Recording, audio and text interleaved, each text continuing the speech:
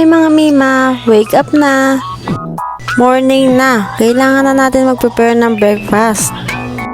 Pero syempre, bago ang lahat, kailangan muna natin mag-skincare. Kahit na mga mami na tayo, kailangan pa din nating alagaan yung sarili natin.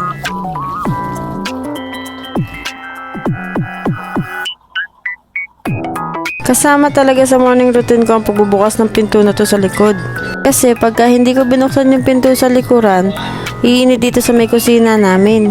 Ang agahan nga pala nila ay Vienna sausage. Vienna sausage with scrambled egg. Uy, hindi mantika yan ha. Tubig yan ng Vienna sausage. Nasama ko kasi siya sa pagpapakulo para luto-luto yung sausage. Ganito ang everyday routine ko kasi pagka hindi ko sila tinulungan, matagal silang makakagayak. O diba, pumapost pa si ate. Dito sa part na to, tuwa kami dalawa ni kuya kasi naubos siya, nagulat pa kami dalawa. Ang bilis talagang lumaki ng mga bata. Dati mga kinder lang to, ngayon mga grade school na. Tignan mo nga, konti na lang aabutan na ako ni ate. Lagi kong inaayos yung buhok na si ate. Kasi pag di ko inayos, naku, lagi sa bukot.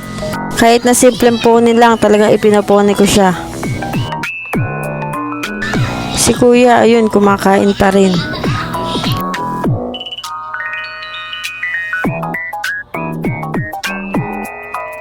O diba, hindi na talaga mapigilang hindi sumayaw. TikTokeris yan eh. Yun lang, tapos na.